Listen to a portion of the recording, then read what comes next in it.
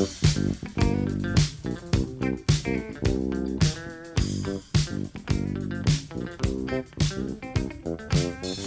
cookies. I love cookies. I love cookies. I love cookies. Welcome to Cookies, the world's most influential basketball podcast. It's a beautiful, sunny day here in New York City. Andrew Kuo, I need an update right now. Has the white guy on Shogun boned the hot Asian woman yet? So, it's the second to last episode of the season. He boned her. It happened. Oh, yes. But get this. Right after, she attempts suicide. And right before, allegedly, she gets blown up. I'm sorry, those were Shogun spoilers. But, like, you listen to this pod, you just get the Shogun truth. Well, you're always really good about telling people that spoilers are incoming. I like when you say no spoilers and then immediately deliver spoilers. This was a kind of a different tactic where you just came out with the spoilers, then warned people about the spoilers after the spoilers had been It's like when you divulged. yell out "and one" before the ball leaves your hand. That's kind of what I do. But let's not divert. Or are you calling a foul after we know whether the shot goes in or not? Oh, so if it goes in, I'm like, well, I'm calling a foul no matter what, man. I am the Sixers Knicks series. In the pickup game industry, we call that a late call. Yeah. I mean, did you know that they have made a documentary about Cookies Hoops? Not only Cookies Hoops, this week of Cookies Hoops. It's called Civil War. It's in theaters right now. Have you seen it? I have not left my house. Have I seen a movie? I will not see a movie for the next 5 years. I mean, 6 years. 6 7. years. Well, You may never see another movie.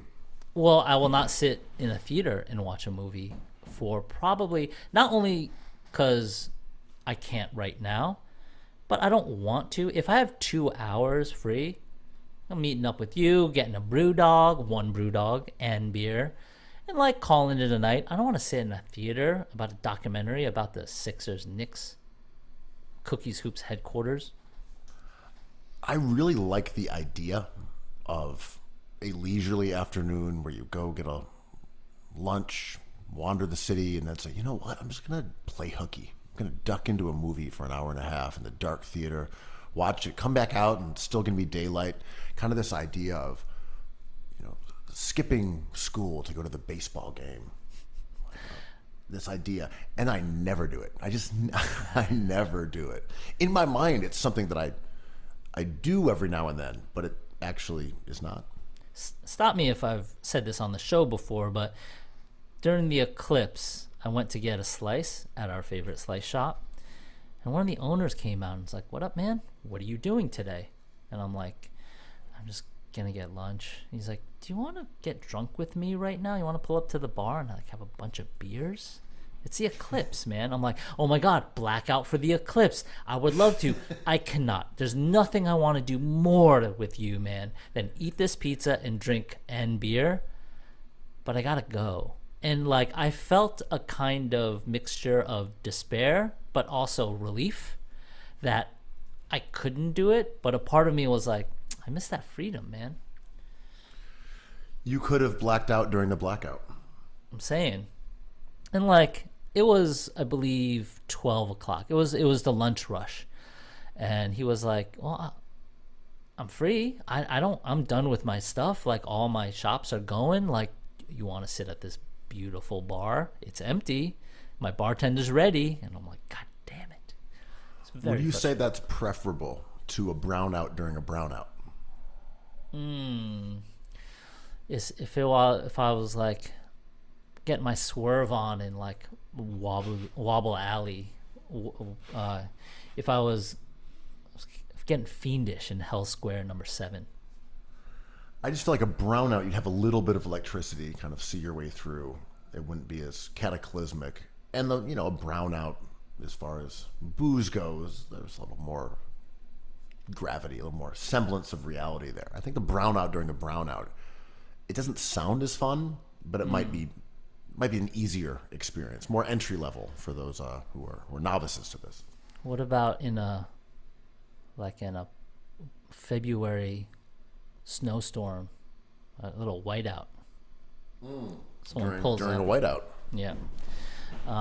I hate getting day drunk. I hate it. I've done it once or twice in my life. I hate the beach. I hate drinking during the day. I hate going on vacation to like Miami and drinking at 2. It sucks. This is why you don't really understand heat culture. Because I think the dedication that Spo requires of his charges in Miami is really based on the fact that when you're not heat culturing it up, you can blow off a little steam by riding around on a boat, getting in a convertible on Biscayne, day drinking, at Nikki Beach. That's the lifestyle that you just don't understand. Shout out to Dizza, who called this out.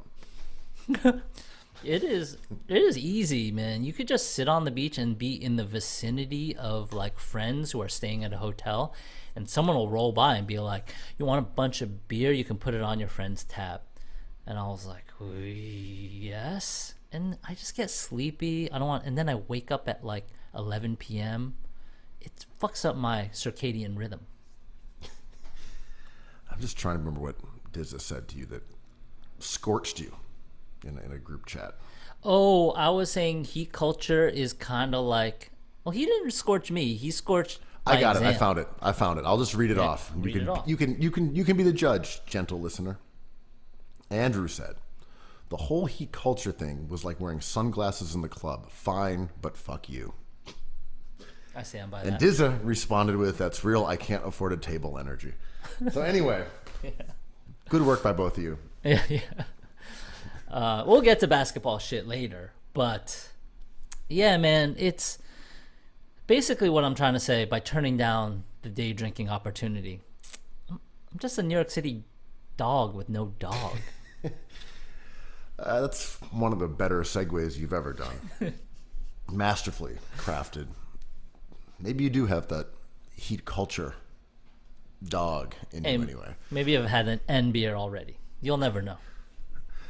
So, a story a couple days ago ran in The Cut, New York Magazine, and it was called "Why Do People in NYC Hate My Dog?" And went viral a little bit, and there was a response to this that was kind of mocked, justifiably, but also fairly funny, where someone called New York City dogs settler colonial, and turned it into sort of a moral imperative that you shouldn't own a dog if you're in New York.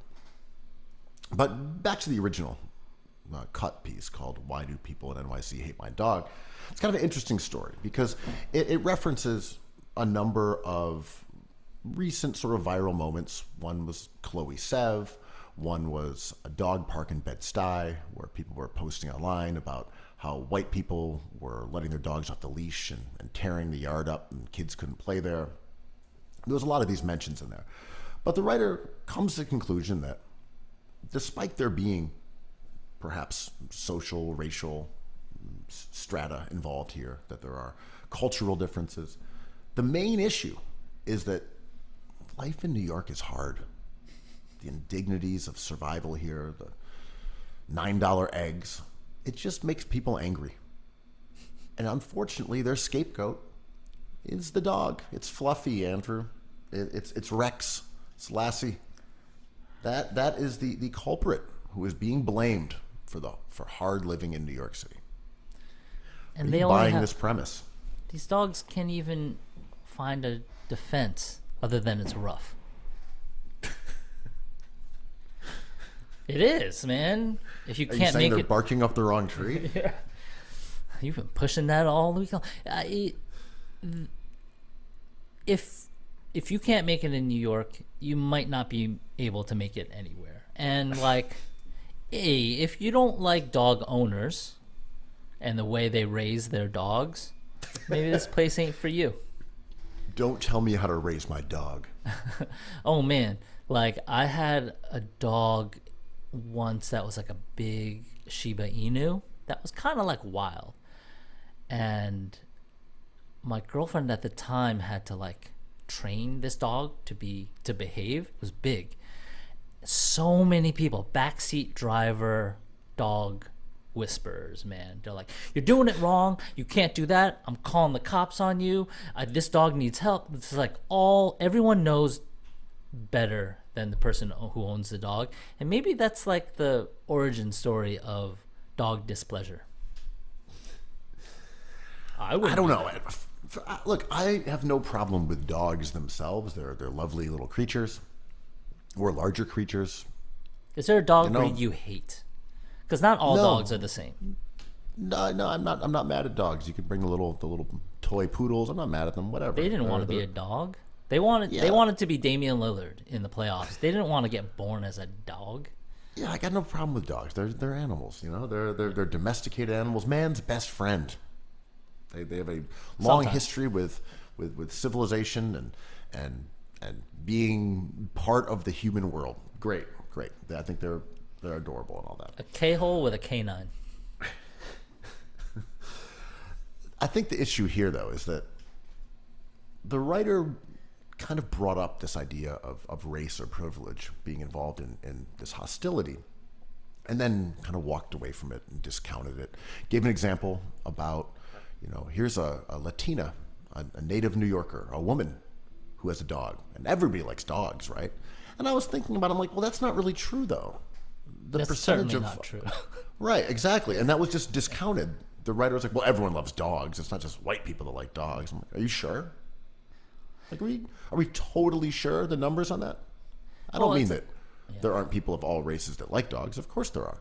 But would you say the popularity of dogs within the black community is the same? Within, say, the Orthodox Jewish community, the Middle Eastern community, the Chinese community? I would say no. Is he whistling like some Michael Vick stuff?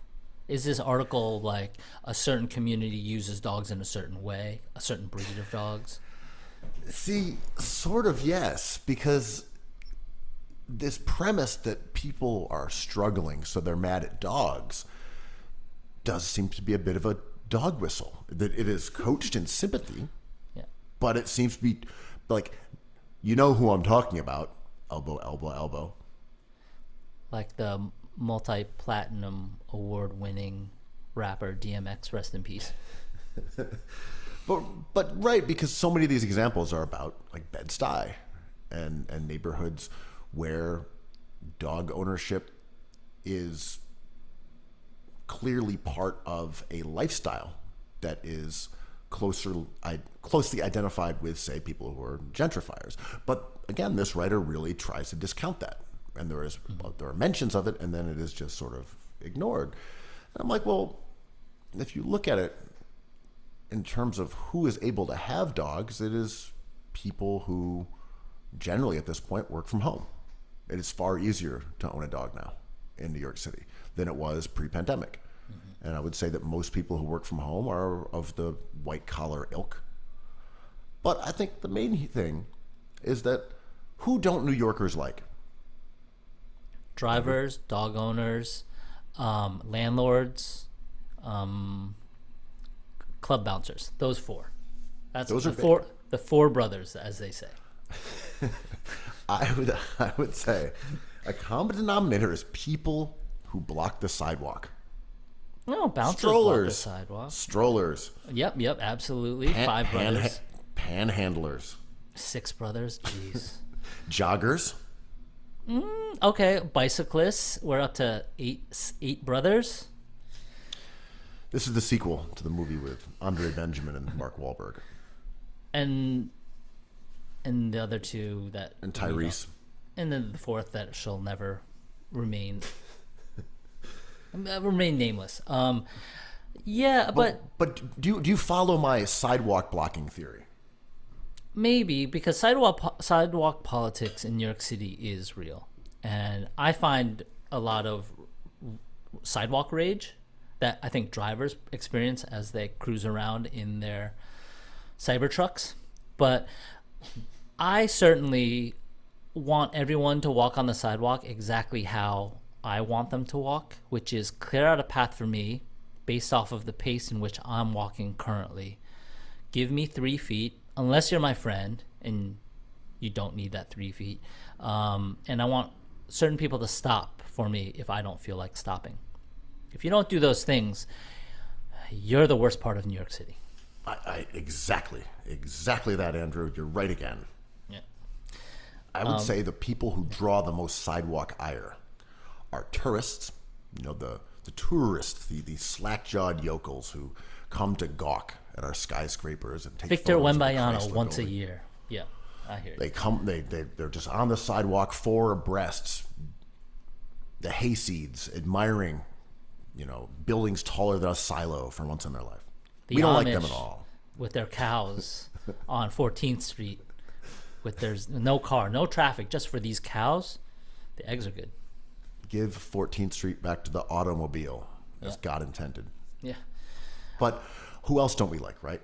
Now, contemporary sidewalk enemy, the person who comes out of the subway station on their phone, and they're walking slow, and they're stopping, and they're checking their messages, which is a weird vestigial habit based on when you used to not be able to get reception in the subways. People still do it on the steps. You can use your phone in the subway. What are you checking on the steps for? Get It out. might be navigating and trying to find the direction in which they should walk in. I'm sure they are. You're right again, Andrew. But again, these are two civic enemies of the New Yorker who's hustling around, nose to the grindstone, the city that never sleeps. Tourists and people who stop on the subway steps with their phones or right outside the station. But dog owners are kind of part of this because they have a dog that's sniffing butts and Pooping. and peeing and doing all sorts of things. Marking their territory. And they're on a leash. And even this morning, humble me, getting a little bit of coffee, walking down the street. There's a person who's on one side of the sidewalk, and there's their dog over by the curb. In front of me is a barrier. What do? The dog, what if it bites me? What if it snips at me? What if it barks? Am I supposed to walk over this leash that could get entangled around my feet? Am I supposed to walk around the dog owner? Do I wait for them to move? Yeah. I was humiliated, Andrew. Yeah. I was waiting for takeout, and there was somebody with a toy white dog on the ground, and by accident I bumped into the dog, and I was like, sorry. And the dog owner was like, ugh, and rolled their eyes at me. And I was like, I was almost like on Twitter where I'm just like act as dumb as the person is acting towards me. I wanted to say, like George Costanza, just being like, hey, maybe owning a dog isn't for you inside this restaurant.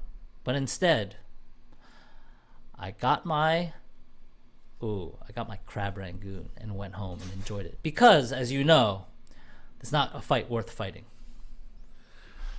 Yeah, my thing is, I think there is a cultural change in dogs, and this has been going on for several years. I just think we've reached kind of a critical mass, and that's why the dog owner has been elevated as an enemy of the New Yorker in a way that they were not 10 years ago. I think it is the pandemic. A lot of people got dogs as little projects because they were bored and they were lonely and they were at home. And now, as I said, people work at home more. Then you also have this kind of viral idea of doggos, that we don't deserve dogs, that I like dogs better than humans. I'm a dog mom. I'm a dog dad. These I'm Jalen Brunson. the humanization of the dog as it. The other ones going around on the street, they're NPC dogs. My dog is a little person, it's a little human. Should go with me in restaurants. Should go with me on planes and bars. My dog can go anywhere because it's a human being, but as a dog. And it's also a class thing. You brought up race, but it's class, right? Because, for example, if you have one kid, everyone's like, oh, what a miracle. Congratulations. If you have two kids, they're just like, okay, we get it. If you have three kids, they're like, get the fuck out of our city. Just leave. You and your mirrors and your self-worth and money, just leave. And I feel like there's a little bit of that with people who have dogs, especially like beautiful dogs. It's like, oh, look at you. You can afford a dog. I can't even afford this true parm. Well, part of it is that the walking of a dog is a leisure activity, right? Where someone walking down the street they're just walking down the street. They may be going to day drink, but conceivably, they're handling their BI. They're walking around. They have something to do. They're running errands. They're getting laundry. But a dog, well, you're not doing anything. That's the middle of the day. Here you go with your golden retriever walking down the street. Well, you clearly don't have anything better to do. You're just trotting along with your little butt sniffing animal. And I think that's part of it. And it also is like, yes, of course you could be on a call. Of course you could be checking emails. But it doesn't look like it. Right. It looks like you're meandering around with an animal because it has to pee on people's shrubbery. I mean, these dogs, what generous creatures they are, because we get to choose our own grievance adventure here, right? Because we love to tell people where they can exist, whether that be a sidewalk or a country. So it's just like, you can't be, especially if a dog marks the territory. It's like, I'm sorry, I'm in front of your store. My dog's going to take a giant poop and I might run because I don't want to pick up that hot steaming poo. Ooh, like, good thing we don't have guns in New York City. But like, that's disrespect, right? Don't take a dump in front of my Parmesan, my chicken parm establishment. But like, it triggers everything. It's like, you're not doing it right. If I had a kid, I wouldn't raise him like that. Until you have a dog or a kid, like, who knows? But the easiest stance to take is, well, if I was president, I would have done this. And that really keys into people's kind of main character isms. Yeah, I think they are undeniably a totem of race and class and privilege in a way that is not even maybe fair, but is more like a common denominator or is more of a trend. I don't think anyone's not right. I don't think anyone is like, well, dog owners are bad, outside of this one person on Twitter who's like, well, they're colonialists. I'm like, look, I think it's just that there's too many of them. That there are just a lot more dogs around than there used to be. I mean, I'm thinking of apartment buildings I was in the past. There'll always be a couple dogs. Then my last one, it's a couple of units, someone had a dog.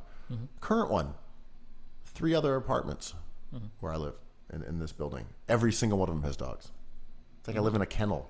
I walk up the stairs. I'm just getting barked at from 3 different doorways. What is this, Madison Square Garden? Different dogs in different neighborhoods is interesting to me.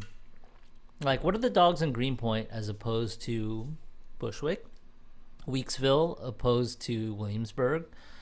East Village, Lower East Side as opposed to Upper East Side? Like, we're talking about all different chapters of this dog grievance novel. And my bigger question is, do they all go to heaven, Andrew? Or do their numbers get retired and sent up the rafters? It's a lot of numbers, but yes. The great kennel in the sky. Yeah. But yeah, I know what you mean. There's different neighborhoods, but I think going back to the leisure class idea, though, is like in Greenpoint or Bushwick or Bed-Stuy, I think they are seen as like these, like, I don't know, creative class, upper middle management, white collar sort of, as I said, totems, if you will. Because if you go to Chinatown and you're on a bustling street, you don't see people with dogs on leashes. You go to Midtown, there aren't people with that many dogs on leashes because these are places of work. These are places for commerce. This is the scramble. I don't mean the Dime Square side. I mean over by, the markets. Yeah, it'd be insane to be walking around with a dog. They'd get entangled with people. You can't be on Canal out there hustling, fake Prada bags with dogs everywhere. It would be a disaster. Unless you had one of those DMX dogs, which is like are dogs as not only accessories, but extensions of your influence. All that said, I got no problem with dogs. I just think there's too many of them. I have a problem with dog owners. Yeah, the dogs are innocent here. The article saying, why do people hate my dog? You might be misreading this. Right. Stop giving my dog a hard time.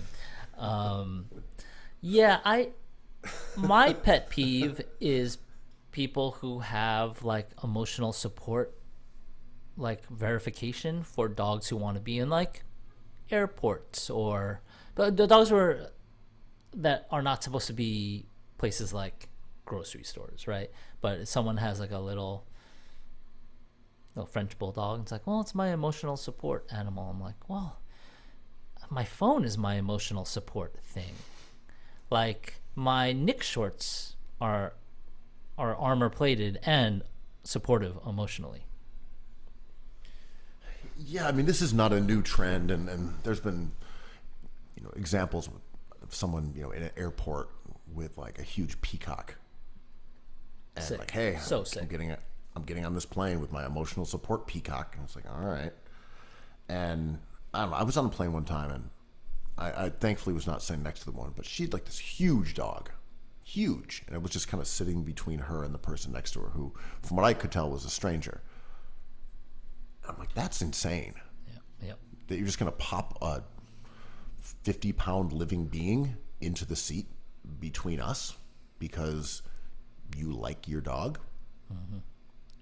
Yeah, you don't see many Beethovens in New York City proper, right? Like, at a certain point, a big lab or a big pit bull is the biggest they get. You don't see Cujo around much. Like, where is our Marmaduke? I'm saying, right? Like, if you drive upstate, pick up some chicken riggies, you might bump him to the Duke. Yeah, I mean, like, that's a real dog. Yeah.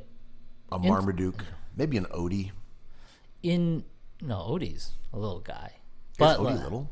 Yeah, long ass neck, but not much bigger than Garfield or Normal. That's true. Yeah, he's no Marmaduke. No, but if there's like two hounds in Soho that are kind of like this Helmut Newton kind of vibe. I think the person who owns them is like stylish and wears heels, but they're like ginormous dogs that always get stopped. It's a bit like bringing a stapler to a bar. I was on a kind of lunch date, we'll call it. Wow. With a woman who had an enormous dog. Enormous dog. And it was basically like a Marmaduke. And completely out of control. Just jumping on people, running in all directions. I really couldn't hang out with her again afterwards. Because the dog was such an element of chaos that I just associated it with her. I was like, oh, yeah, that seems like a lot to deal with because she had this giant Marmaduke. Shout out to Marmaduke, though. My friend had been seeing this woman off and on for maybe 2 decades. She has a ginormous dog, like a dukish dog. The one and done One dog and done factory. rough factory. Yeah. And it was always a barrier. He was like, I like her so much, but like I can't handle this dog in a 1-bedroom apartment. It's like, it's a lot. It's a lot of food. It's a lot of walking. It's a lot of slobber. It's like, woof. She waited him out, and now they're going to get married. The Duke wins again. Ugh. I remember, and I'm just going to say this Coach as K9. tactfully as possible. I mean, there was a girl that I was hanging out with. This is a while back. And she had a dog. And when we'd go into her room, the dog would freak out if the door was closed. So you'd go in there, and all of a sudden the dog is just scratching at the door, freaking out in a way that was just not great vibes for an intimate moment. Right. So the solution was like, all right, well, you should let the dog in into the room. I'm like, all right. So, She's like, we're... she's like, let the dog out. Like, the dog is out. The dog's been unleashed. It's like, no, the dog. I'm like, yeah, it's unleashed. Confusion. So in order to get the dog to stop freaking out, we had to open the door. So then, we're kind of starting to hook up, and the dog is just in there barking and like trying to jump on the bed. That was another one that same result. I'm like, I can't do this. My friend went home with a very nice person, and that person had a dog. And as soon as they were ready to have consensual intimacy with adults, the dog took a giant poop in the room. And he said he tried to power through it, but he couldn't. And they left still as unconsummated friends. To this day, still. But are we, like, doing a gender thing here? Because I've had cats my whole life. And, like, if you come over to my house and you, like, may or may not be my future wife, and, you know, I'm, like, a single guy with 2 cats, is that as much of a warning sign as a hound? Well, I don't know if we're doing a gender thing, because I would guess that women have had similar experiences going home with guys who have dogs. But Like, is I it... think that's Right. I think that just happens, right? But you give it a pass because it kind of lines up, like, men have dogs and women have cats, right? Oh, I see what you're saying. Right. I know what you mean. You're like that. It's a violation of the womanly creed. Yeah, it's just like They're you don't know supposed how to to have raise this dog. Yeah, Right. They're supposed to have a Garfield, not a Marmaduke. exactly. Well, not Dave's up in here except for me. Well, you tell us, cat boy. Well, usually by the time... Sorry. No, I love cats. Get out of here. But usually by the time I get close enough, I used to get close enough. I've been with the same person forever. But at that time, it would have become a non-issue because the person would know that, like, I get emotional at non-emotional things, and I enjoy the band Bright Eyes, and of course I have 2 cats. There's no reveal like, oh, you have cats. Like, yeah.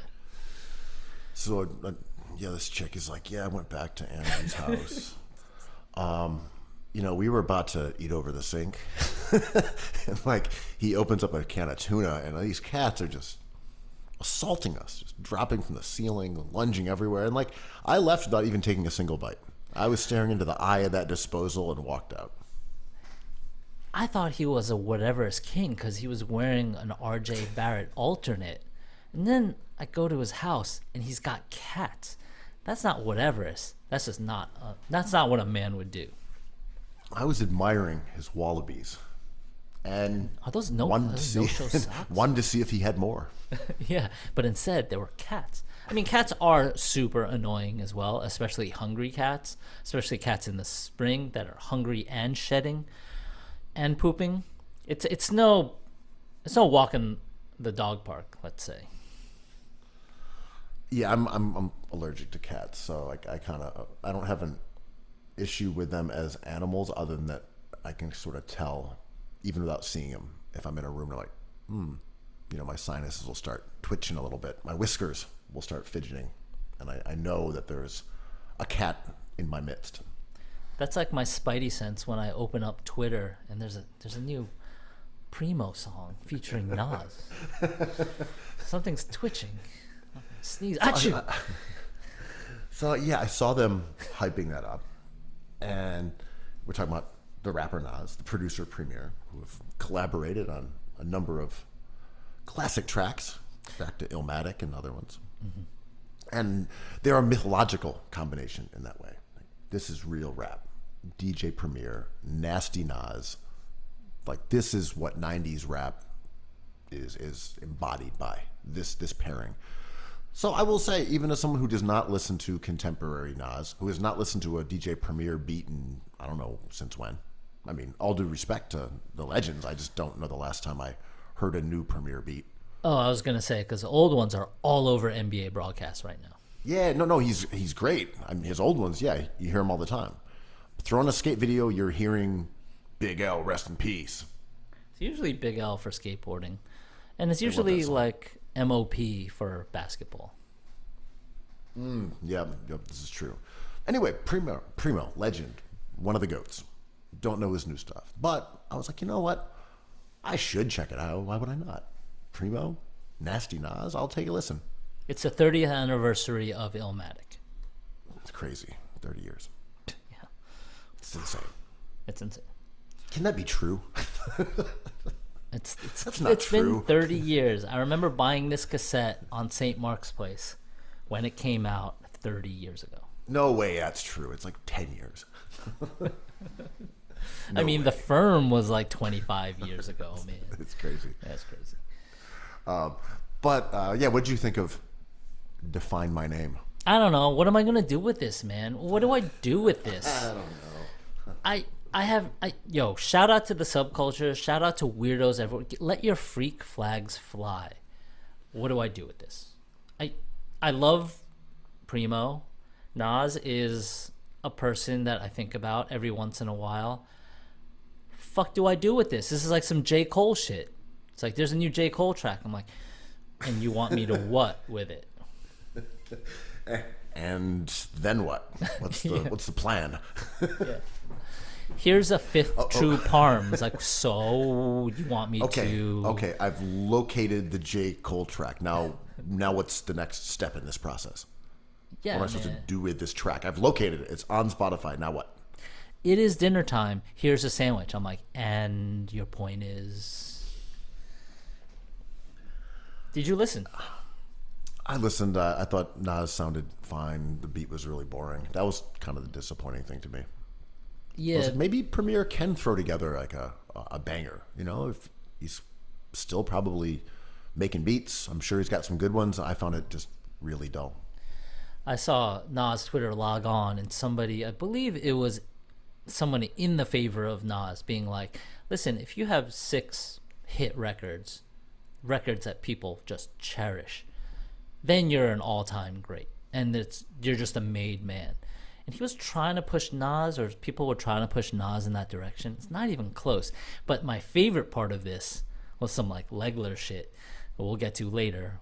But like, is Illmatic a classic record? Yes, for sure. But is it a hit record?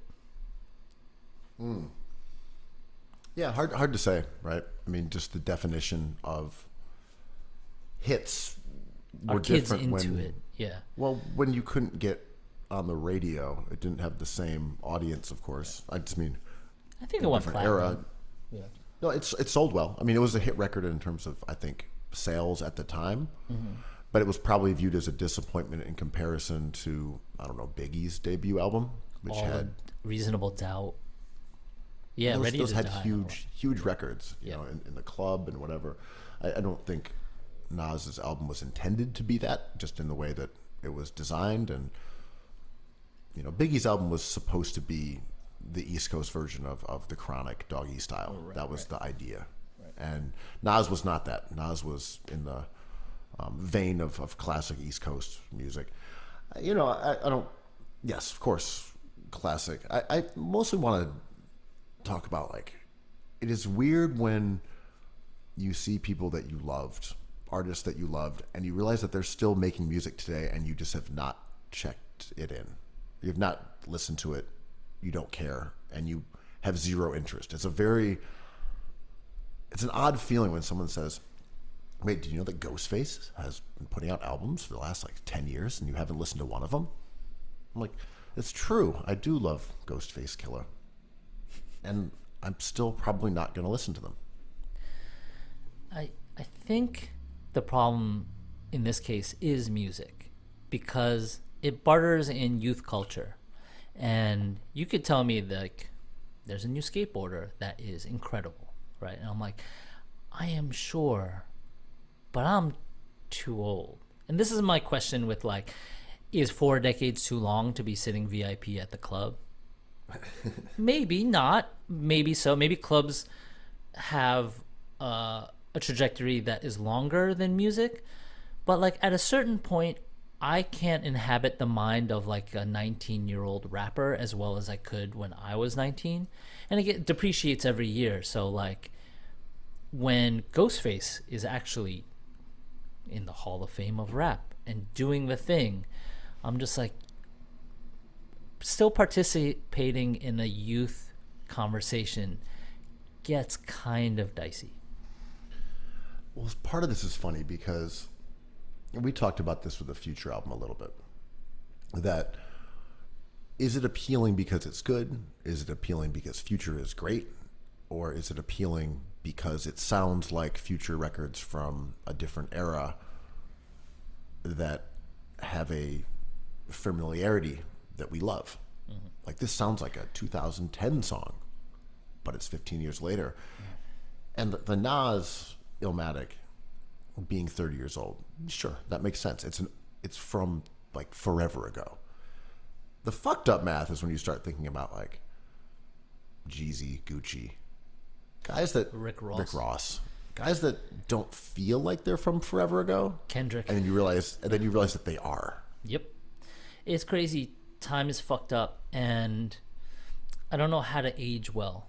And I don't think it's a specific problem I have. Like, New York City is kind of a place where it is hard to age. And like, there's a new artist named Cindy Lee, and everyone loves this record. And it kind of sounds like an era I remember, reverby, and I have trouble accessing that. Like, okay, we talk about this on this pod if we're talking about saying the word euro, right, or gyro. Sure, you can roll up to a stand and be like, I'll take a euro. And they'll look at you for a second and be like, yeah, thank you for saying that right, but also fuck you, sort of like sunglasses in the club. Like, are old heads allowed in the club of music, young music? I think part of it is that the genre of rap music is shifting. Mm-hmm. And it's the first time for a lot of that, right? Mm-hmm. Because Gucci, I mean, he was around in like the early 2000s, probably came into like the public consciousness in like 2005. We're talking 20 years ago. And, you know, we know about his career since then, when he, you know, was a knucklehead, when he went to prison, he came back out, he became a clone. We know about the whole trajectory. This is not the real Gucci. Exactly, of Guwap. We know how this played out. Yeah. But this is 20 years. 20 years. Yo, and, Young Thug. Yeah. Right, and so it's the first time for this. Like, Jay-Z still trying to rap at this age. That just hasn't been done in a way that has ever had any relevancy. And we even see with him, someone who is on that, you know, the top of the mountain in terms of money and success and clout and industry power. It's still hard for him to become relevant musically, and it has been for like 15 years. We're seeing the first time for all this stuff, but it's also kind of cool because we do know that guys like Griselda and Doom and you know, 2 Chainz, Rick Ross, guys are in their, you know, late 30s, 40s, and still able to at least have careers in this way. And same with Nas. That's cool. I think it's just going to take a little while for the acclamation of old people in rap. Will there be like 70-year-old rappers at someday? Like, sure, right? In the same way that there are 70-year-old rock stars. And at one point, I think it would have been crazy if someone said, imagine the Rolling Stones at 107 years old doing shows. This is where I kind of get weird, because I don't think rap is as scalable. Like, if you were just in the Beyonce, Jay-Z household, Jay-Z is not as scalable, because Beyonce, you can be like, okay, you're done with all this stuff, you should write an album of ballads or cover songs of classic songs, because you can sing, you can sit in front of a piano, you're good. Jay-Z, what are you gonna do though? Like, because you still have to rap, but you're not gonna be like a poet. Like, how do you fill the sphere, and how do you use the sphere? Like, your wife could easily play the sphere. Jay-Z can't really, because I think the art form of rap, and art forms are not measured by their longevity. It's also the duration. This is a basketball conversation. If you burn brighter for a short time, like, that's incredible. That's a dream. You don't have to stretch it out like Fish. But Fish wins because of their relentless pursuit. Rappers are so much about youth culture that I think it's hard to be 70-year-old Guwap playing the sphere. I just feel like that may change just as the genre has it becomes worked? more established. Can you give me one example where there's been like a Brandon Roy being like, you're still one of the greats, you didn't play a long time, but like, we know what you did, sir? I feel like Gucci kind of has that. No, maybe I got the example wrong. Can you give an example of an old ass head who's just like is Rakim giving you something, or is this Nas song doing it for anybody? Yeah, I mean, and Jay-Z are kind of the only examples from the East Coast who are around for that long. That generation right before them kind of got screwed because they're just like golden era. Like, oh, bring them out when you want to hear some boom bop. Here comes KRS-One. Here comes Rakim. LL Cool J's been trying for years, right? Exactly. And Jay-Z and Nas like just slipped under the deadline. Yeah, and it's a new era of celebrity at that point. Like Reasonable Doubt was the beginning of a certain type of musical rap celebrity that, well, actually, I take that back because LL was fucking huge, right? Like, they knew he was going to be an actor. They knew he could cross over. Yeah, and also, I mean, Jay-Z is only 2 years younger than Rakim. He just had his career at a different time. Yeah, I mean, I forget what, isn't 2 Chainz like as old as Obi Toppin? Yeah, probably. He's 2 Chainz older, is definitely I in think. his 40s. Yeah. I think he hit big late in his career, sort of like Lana Del Rey. But I mean, are you keeping up on like the youth rap of today? No. Are you abreast of it? I'm saying, I mean, if there's something cool, I'll follow it. I can't, but this is just personal. This is not a rule I think anyone should abide by. But like, I have trouble inhabiting the minds of children. And most of these great rappers are like teenagers. And I'm like, I don't know. I'm used to people rapping about guns and stuff, but that's like so far gone. No one's rapping about dogs anymore. How to walk your dog, how to curb your dog, what juice spots your dogs are allowed in. This is the rap I want to hear. There's a distinct lack of Marmaduke content right now in contemporary rap music, I think. I thought the dog genre of rap would have been more like timeless, sort of like Young Jeezy, Young Thug. I thought Lil, L-I-L, I thought that would translate like DMX throughout our lifetime. What's the story with Clifford the Big Red Dog? What's his deal? Like the children's book? Yeah, I feel like what is he? Was he like why is he so huge? Like, what's the story there? I think it was after World War II, before the 5 World War IIIs. He was his genetic sequence was altered by nuclear technology, and he became giant. He stomps out buildings, but after you tumble cities, you gotta go somewhere. You gotta go home. Every large destructive creature needs a home, and this is the story of where he lives. Not about his destruction, his devouring of city dwellers.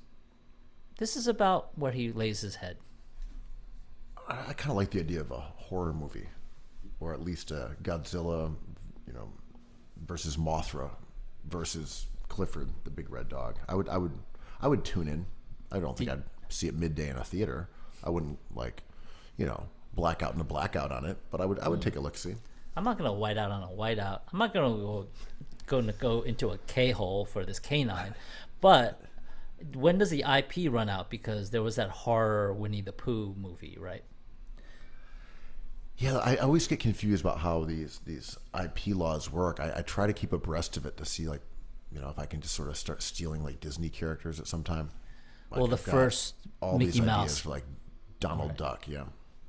Yeah, what would you do with Donald Duck and the Boot Camp Click? Tell me. Duck Down Click? Yeah, Duck Down Productions, man. Let's go. Pretty good. Yeah, how would you do Duck?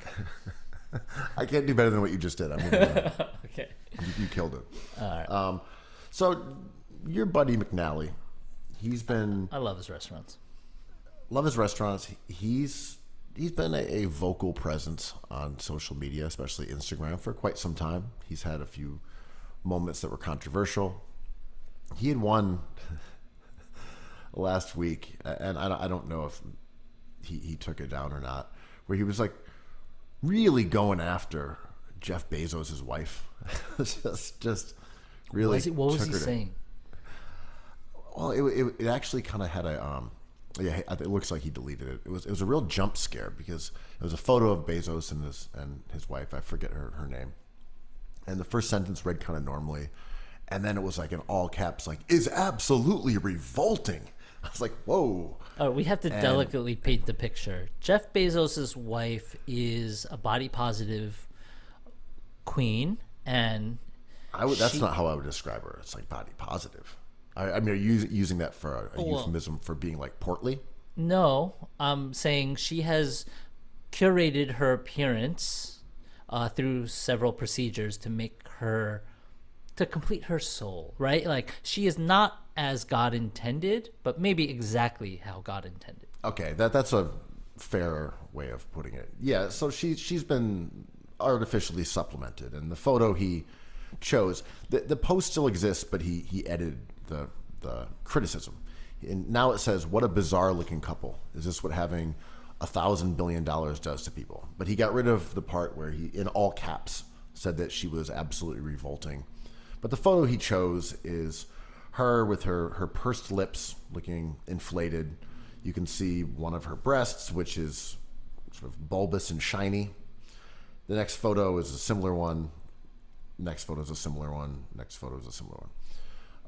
I guess That's you could mean. say, What the hell? Like, McNally, stay in your lane. Stick to escargot. it was very mean, and someone called him out for it being mean, and his response was, this was not supposed to be kind, which I thought was actually That's pretty good. Someone's like, Yeah. it's not a kind thing to say. He's like, well, yeah. Yeah. Yeah, I called her revolting. I That's know. what Instagram is for. Yeah. Calling someone revolting, I'm not sure how you would interpret that as me being kind, or if I said it with the intention of being kind and I, misfired. Yeah. But he deleted it, so it may be the peer pressure of his community. Yeah, he deleted the texts where he really went after her and left the post up and saying basically that they're bizarre looking. Yeah, I mean, she is a certain kind of looking person, but like, where does his anger come from? Is he really just angry at the riches of these billionaires? Because I'm sure people who look like her go into his restaurants all the time. Actually, we know they go into his restaurants all the time. Well, a lot of the comments were saying that Lauren, who is Jeff Bezos' wife, is a beautiful person, and that criticizing her appearance is cruel. That's fair. And yeah, I mean, like Chrissy Teigen, your fave, jumped in and said she's actually incredibly dynamic. What mellow accomplished, and thing did kind. she say? And she said she's dynamic, accomplished, and kind, and everyone who knows her would say the same. And other people said, she's an Emmy Award-winning journalist and a former news anchor. She's that also right? a licensed pilot. I don't know. A woman's appearance is important, but it doesn't make Lauren any less of a person. That's what Chill Brunch Girl said. Now it's getting boring. Now I'm on McNally's side a little bit. Come on now. Now you're pushing me towards McNally a little bit. It's like, hey, why can't we get mean every once in a while? You guys are mean. You guys are mean. Can I be mean for a second? Well, so recently, seems like someone tried to get the revenge on him. Uh-oh. They've been going into McNally vaults? So this is yesterday. So McNally, he's a button pusher, and he's always down to clown, as they say. He posts things knowing they'll get a reaction, and maybe sometimes he gets more of a reaction than he anticipated, but he clearly is that's part of this. He's getting a kick out of it. When he goes out there and defends Woody Allen, he knows there's going to be a response to it. For sure. Like he's enjoying this, and he's kind of a automatic follow on social media for this reason. He's funny. I don't follow him at all. I had to unfollow him. It's just annoying to me. I'm a fan. We sat next to him a bunch of times when we've eaten at his restaurants. I respect his shit, but I can't deal with his type of old man grouchiness. I just like the way he writes. I think it has a, maybe it's because he had a stroke, but it has this jarring way of revealing what he really means to say that I kind of find interesting from almost a literary perspective, where he starts in one direction and you think you understand where he's going, and then he just flips it to saying something outlandish. But yesterday, he's claiming that a man of about 35 sat at Balthazar's bar, released 6 domesticated white mice from a paper bag, and ran out of the restaurant. One of my bartenders immediately chased after the man. The domesticated mice were quickly caught. The man and the entire incident, including the white mice, was clearly seen on Balthazar's security cameras. Within 10 minutes of the mice being released into the bar area, a woman called Michelle Manning Barish posted a blurry photo of a white mouse with the caption, "Rats in the dining room at Balthazar. Imagine what the kitchen is like. Absolutely revolting." We got ourselves a setup here, huh? So this is a big deal for a restaurant, right? Like, this could be the death knell. Even though, remember that photo of that diner Brown in the Lower East Side, and there was like hundreds of rats like teeming around at night? This happened all the time when you walked by. I believe it was on Grand Street. But it is the end, potentially, of McNally's business if this catches on, right? I mean, I don't know if it would be the end, but it would certainly be a bad look. I mean, oof. I think of Chipotle's worries now and how they're declining so fast. It's like, it takes time, but the E. coli thing, at first they recovered, but it became a cultural thing attached to Chipotle, and they're like, maybe that's the reason why no one's coming anymore. It's like synonymous now. I think McNally will be fine, but that is dastardly. Do we know for a fact that this man unleashed these mice?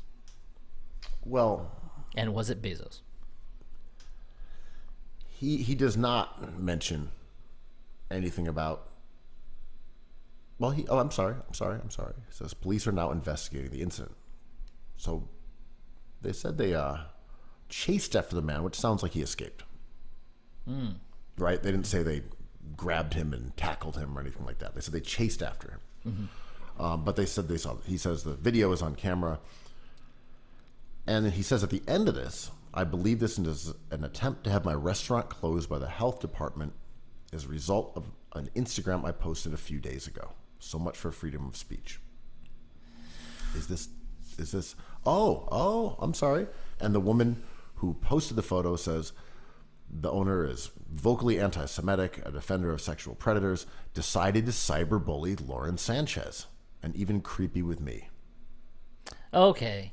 So now we're in the court of public social media opinion, and we get all these people coming out of the woodwork, right? People with other grievances about other things. That's why she brought up Lauren Sanchez.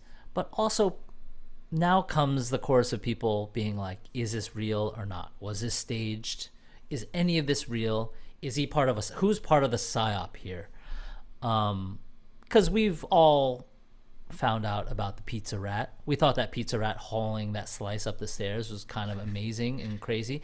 It's an artist who trained a rat who does other works like that. So, like, it goes back and forth between, is this the real guwap or not?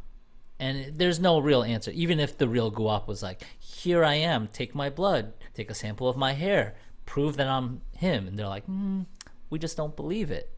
So you get this, whoever this woman is who posted it has done a extra dastardly thing, which is she's introduced doubt. Now this, I just Googled her name. I have no idea who she is. Michelle Manning Barish, several years ago, in 2018, was highlighted in a Ronan Farrow, Jane Mayer, New Yorker story as someone saying that Eric Schneiderman was sexually abusive to her, and in a Me Too story. Well, this woman has lived a interesting life, which doesn't discredit that maybe that she saw some mice and just snapped a photo, like people have. I'm drawing no conclusions by this. I'm just saying it's a that's long, what comes up winding road to mice at Balthazar, right? being a Nets fan does not discredit you from mice. Being Caleb Martin working for the Boston franchise, taking out their player, is not discounting the fact that he saw some mice in the kitchen. Again, drawing no conclusions, just saying when I Googled her, that's what came up. I know we're not supposed to Google people on the show. I made an exception. Normally, everything is just up in my mind that I'm accessing it willy-nilly. It's like we're wrapping off a sheet of paper, man. It's like freestyling. Yeah. Well, do you have your playoff dog mindset right now for the Cookies Civil War?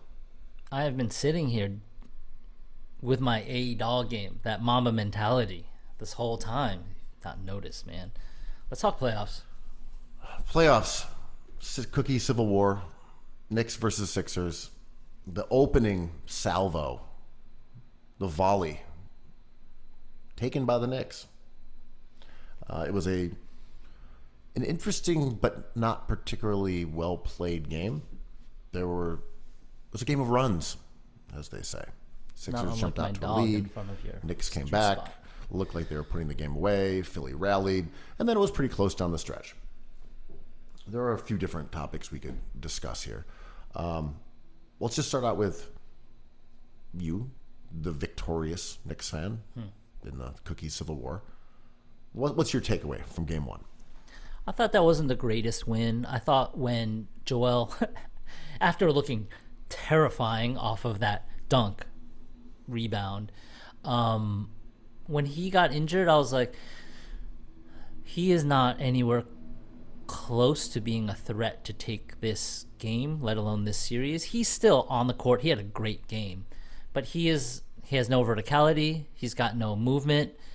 The Knicks should just be able to win this by 10 and like rest Brunson for a few minutes. It was too close, man. I was like, how are you letting Maxey? Their strategy was, we'll let Maxey beat us, and we'll oppose him with the least amount of resistance, where he just goes up. We're not sending help. We're not double teaming. We're just letting him get his, because Maxey layups will not beat us. They almost beat the Knicks.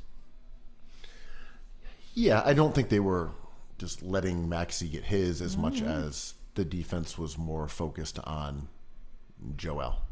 Or perimeter players like Batum. Don't let Batum beat us. Don't let anyone else beat us. I mean, they were not focused on stopping Maxey. I also think that's kind of a pick your poison thing. You know, if you're playing against the Sixers, you're generally not going to say we need to stop Maxey. But that may change now that we've seen Joel's mobility. Maybe Thibodeau says, actually, Maxey's the guy we got to focus on now, because we're not worried about Embiid in his current state. Yeah. My takeaway was, even early in the game when Embiid scored Philly's first 9 points, I think he had 15, 14, whatever it was in the first quarter, he wasn't moving that well. No. You know, he knocked down a three. He drew a couple fouls. He didn't do a lot of the sort of athletic plays that were accustomed to him at full strength. Granted, he has not done many of those plays since he came back from his knee injury late in the season, and he's mostly been sort of an exterior jump shooter. But when people were saying, wow, he looked incredible, I'm like, I don't know that he did. I thought he was making his shots, but he didn't seem to have the springiness. He wasn't all over the place on defense like he normally is, all over the place on the boards like he normally is. I mean, the guy just has a bum knee. And then we saw in the second half, it was at ×2. He just could not move. Even the way that they would have him stay back when they were shooting foul shots and basically saving him from having to run the full distance of the court. And they would just stick other people down. And they were doing that both ways. When the Knicks were shooting foul shots, they didn't have one of the best rebounders in the NBA there to block out and try to get the rebound, because they didn't want him to have to run. They would have him standing all the way at the other side of the court. And he's still a formidable defender, even if he's not jumping, just with his hands in the air and his instincts. He's still annoying. Like, you saw the Knicks prefer not to go against him when he was under the basket. Yeah, he's still like a huge, strong dude, but he doesn't have any lift, you know, in the way that he does after that highlight, which was an incredible move. I mean, bouncing the ball off the backboard, one hand dunking it. Yeah. And then he just died, and he just immediately perished. Yeah. Yeah, I mean, the Knicks should be able to take this series. It's sad to see Joel like this, but it's not worth it. I don't think they're going to advance far. Sort of like the Heat situation. I'm like, I almost preferred, as someone who likes the Sixers and Joel, like, not to make the playoffs. Like, the scalability isn't there for them this season. I don't think they're going to do much, even if they get past the Knicks this round. So, like, his health is paramount. He just looks so hobbled, and it is not their year, especially without Melton, of all people, but he's a difference maker. There was no shooting. We talked offline. What the hell is Buddy Hield there for, man? Yeah, what does he do exactly? Yeah. I think he played 10 minutes. Nick Shot Nurse wasn't twice. happy with how he played, and I'm not saying that Hield should have been out there more, but right, this was, one of your late season acquisitions. You gave up two second rounders to get this guy, whether that was fan service or not. The idea was that you would have a high volume shooter out there next to Joe, and he just doesn't play. I think Batum, he struggled, but he makes good decisions. I'm He's a 100% plus comfortable player. Yeah. with him on the floor. One thing that maybe in game 2 they should look at, that I would look at, is pairing Reed with Embiid a little bit. Mm-hmm. But that said, they have not done this year, even though that was something that Nick Nurse discussed prior to the season. I think that is something that they should have tried, and they just did not do it. He said he's going to try. Minutes. Yeah. Yeah, and I'm saying before the season they said they were going to try. They just didn't Right. really do it. And I look at it now and I'm like, well, if Joe's mostly going to have to be kind of a perimeter threat, and you want to avoid him running too much, then having Paul Reed crashing the offensive rebounds will keep the Knicks from running. Like, you got to account for him. He is an extremely good offensive rebounder, one of the best in the league. And, like, you can't get out and run if there's a guy there who's creating second possessions. I think that is a key to slowing the Knicks down from, like, the Josh Hart grab and go, where they just take off. And Philly's slow and unathletic, and Joe is a hurt knee. I think having Joe higher out, from the elbow upwards, and Reed in the dunker spot might get them some extra possessions, might make the Knicks less hesitant to run. And then you can have Reed guard Hart, where you don't really close out. And you have him rebounding, help defending, and more or less giving Hart those threes, which, to his credit, he knocked down 3 of them late in the game 1 and really sealed that game. See, I'm delighted to hear all this because you're looking at the wrong thing, man. Because the thing I fear the most as a Knicks fan is Tobias Harris with the green light, man. That I do not want to see that. I do not. So yeah, you're talking about your big men, your transition defense. Great. You can play with your small toys, but the beast, Tobias, that assassin, if he gets that look in his eye, I don't want any part of it. On one hand, man, I feel a bit bad for Tobias, right? Because He's never Yeah. But Go ahead. Sixers fans, they always have issues with him for the same reason.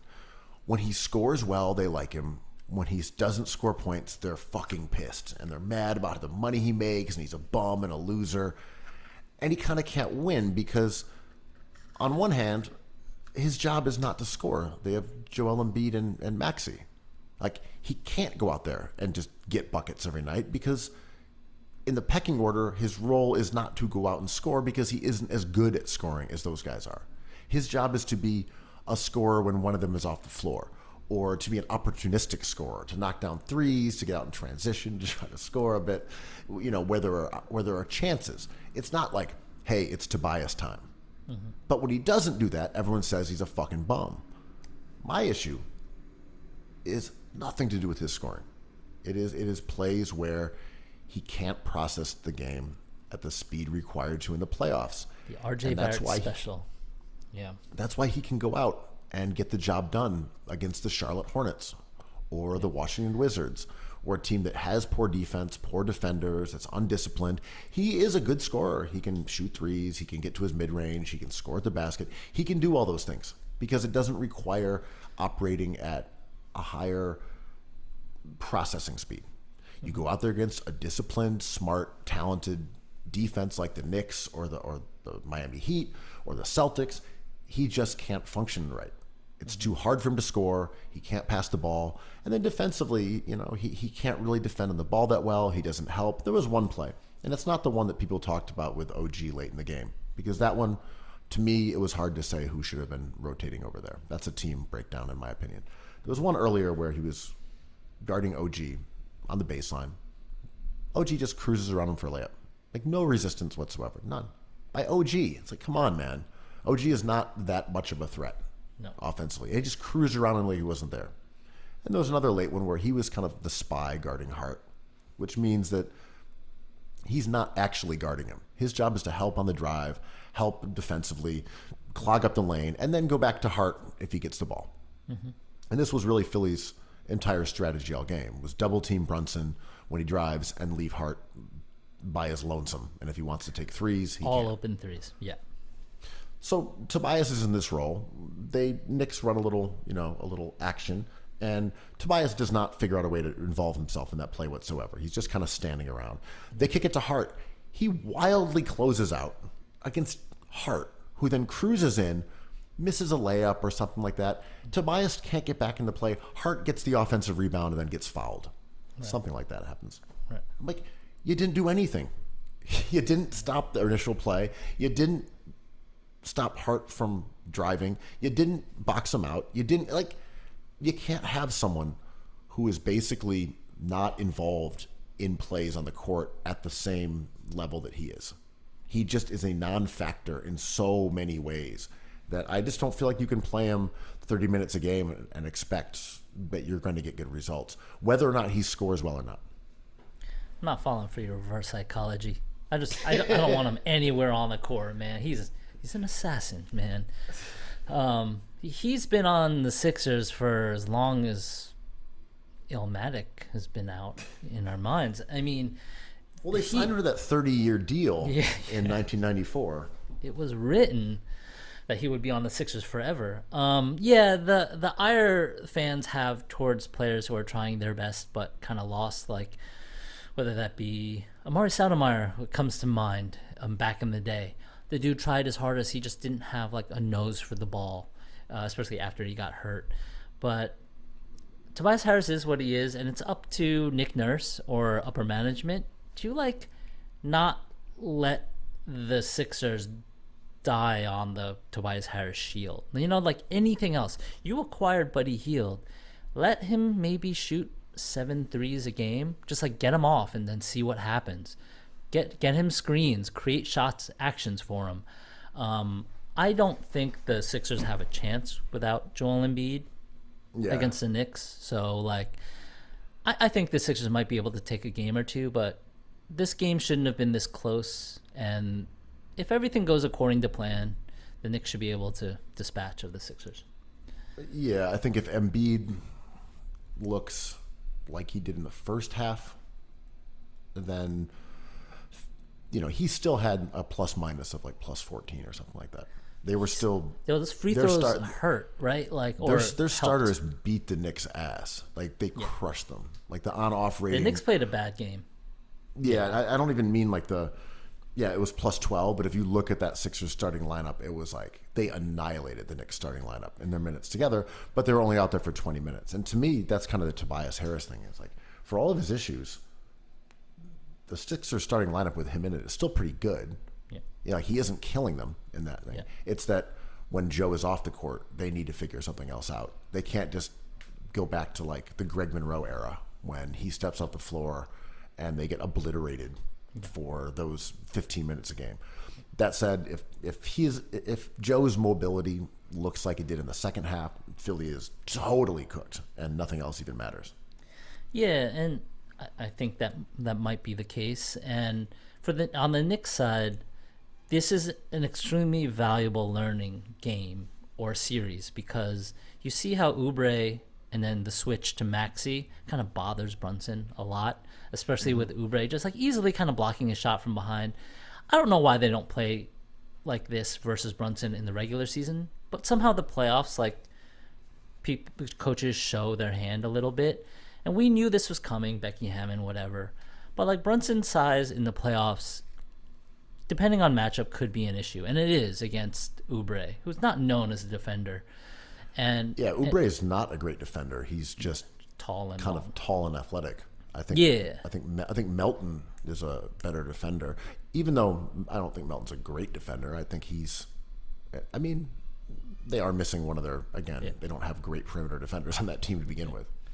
The Knicks' downfall, in my opinion, will be their front court, especially if you have Josh Hart playing the 4. I love Josh Hart, but he's too small to bang against like real power forwards, healthy ones, especially like eventually when you get to the Celtics. But and then Brunson's size is something you're gonna have to hide, and when you bring Deuce McBride on the court to play alongside Brunson for minutes, like that'll be the Knicks' demise, and it's not their fault. It's just they're missing some size without Randall. Not to take anything away from Nick Nurse, who is a strong defensive coach. You know, we've seen that throughout his career. He comes up with good ways, and especially in playoff series, of stymieing teams' best players. Yeah. This is kind of the Spo tactic that we saw last year as well. Yeah. Where you just don't guard Hart. And last year they didn't guard RJ either, which made it even more difficult for the Knicks to score. And you say, well, Brunson's just not beating us. We're going to bring an extra defender there, and like we're not going to give you an easy shot. You're not going to get to the line. We're going to throw tons of tall guys at you. We're going to double team you and not give you any of those pull up threes. And if Hart's willing to knock down those shots, then so be it. And, Exactly. You know, we saw him shoot something like 3 for 10 last game, and then he got hot down the stretch, and that's the reason the Knicks won. Yeah. And I want to shout out the Knicks a little bit in their construction, because I think they anticipated this at the trade deadline. Like, Burks didn't quite work out, but like Bogdanovich is kind of, this is why you got him, because he can shoot. They have shooters on the court, which the Sixers don't. And I love this kind of matchup a little bit, because the Sixers, when you have a player like Joel Embiid or Shai Gilgeous-Alexander or Giannis, you tend to be a little top heavy, right? Just because these players are so great. These are MVP Hall of Fame caliber players. Shout out to Brunson, but the Knicks don't really have that, so they've kind of formed like a Celtics approach. It's kind of cool to see and sad to see, because when I say sad, if the top heavy part of the Sixers is compromised, like we're not getting a real indication of the team build, but that's the gamble. That's the gamble you have to take when you have a player as good as Embiid. Yeah, I don't think Bogdanovich has been great for the Knicks, and he started out extremely cold. I think he missed like his first 12 or 15 threes or something. But then he hit some shots. But the fact that he is willing to chuck Yes. Right. is valuable. You know, he's taking 11, 12 threes per 100 minutes. That is a high volume. You have to guard that guy. And even if he's missing, you can't leave him alone, because you know who he is. He can shoot.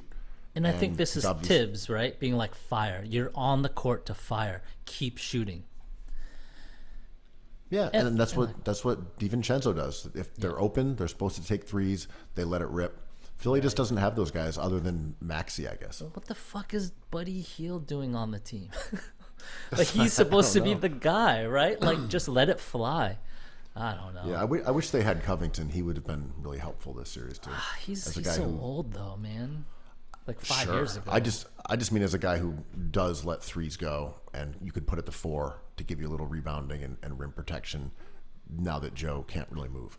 Anyway, that's what's happened in that series. You know, maybe by tomorrow, by the time you awesome listeners, you sweet subscribers, you merch copping bastards, maybe by the time you hear this series is tied up, or maybe it's basically 0-2 and a dub. So we'll see. Right. I mean, the first round is supposed to be bad, right? Because the rounds after this are supposed to pair the better teams against each other. No one wanted to play the Knicks. I think the Knicks should have ducked the Sixers. I did not anticipate Joel looking this bad. Maybe some people, revisionist history, did. I think this was a bad draw for them, and I'm kind of like feeling myself. I'm the Pitbull on the corner now, rapping DMX lyrics that came out 30 years ago, being like, "We wanted the smoke, and you get the smoke." But it's only one game, so I hope this goes 7. I'll kind of be happy if the Sixers move on. To be honest, I kind of love that team. You never duck smoke. Apparently Not not. you. Never. Not in form of smoked ribs. Oh, Smoked. Do you duck smoked ribs? I don't love ribs that much, man. Is that weird? I think they're a little gruesome. I'm still on my like less meat thing, and the first thing to go. Not that I ate that many ribs. It's ribs, man. But now I have space to like put. What? Are you saying they're just kind of macabre as an item? I think a little bit. They should have named them something else, like pork sticks or Pork sickles. yeah, beef sickles. You know, I don't know. Instead of ribs, because they remind me of ribs. Ironic. Yeah. Weird how that happened. Yeah. So the playoffs here, aside from your rib aversion and your smoke ducking, I thought one of the more fun games, despite it not being competitive, was the Suns Timberwolves game. Just sort of seeing how these teams reacted, who are both excellent, and the Suns are a little underperforming, but had beaten the Timberwolves 3 times. Timberwolves were overperforming and had lost 3 times to the Suns. So there was some interesting dynamics, and you have Anthony Edwards, you've got Kevin Durant, you've got Booker. Cat returned. Cat played. Oh, my bad. Yes. Yeah, so you had Cat playing, you have Gobert, just a lot of good players on the floor for both these teams. And the Timberwolves absolutely waxed them. I thought that was an interesting result, and my main takeaway was that if the Timberwolves are allowed to play with physicality, they are going to be a tough out. That is an enormous team. When you have Gobert and Cat, who are both around 7 feet tall, you've got Jaden McDaniels and Nah, who are both really just large wings. Anthony Edwards, who is only 6'4" or whatever, but obviously is a supreme athlete and plays bigger than that. Kyle Anderson, Naz Reid, they are just big as fuck. Yeah, I mean, we definitely apologize to them as an NBA community when we saw how good they were this year. Because, they were roundly mocked for trading for Gobert. All those morsels sent the other way. But, this is their vision, right? Size, athleticism, and stretchability with other players. And Gobert kind of there's no amount of size that's too much in this case. When the size is skilled and one of them can stretch. Pause. So I feel like they ended up with the 3rd seed this year, and they were at the top of the West for virtually the entire season, or at least a large part of it, and that was mostly because they have the top-ranked defense in the league, and that's saying something in an era when most teams are offensively potent, and we know the metrics and we know the shot charts and all that stuff. They're still the best, and they're doing it as we were saying with rebounding, with size, and they've been the best defense all year. I don't know if their offense is good enough to win a title. I don't know if I trust. Oh, a title? Yeah, no.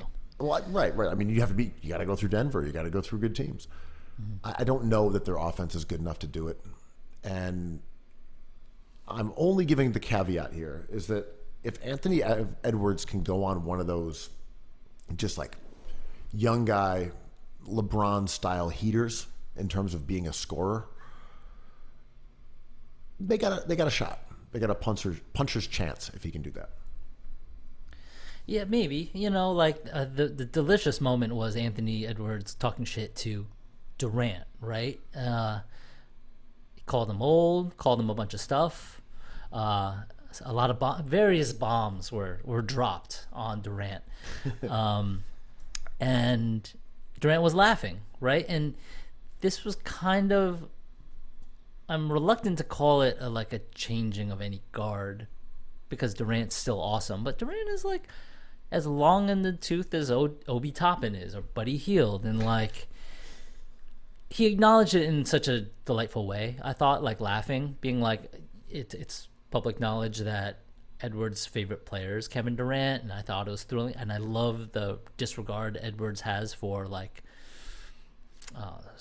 pomp or circumstance. You know, he's kind of just like a raw dude, and I don't know. It gives some spice to this, but I don't think Edwards is that good, and I don't know if the Suns have that much bite. I agree.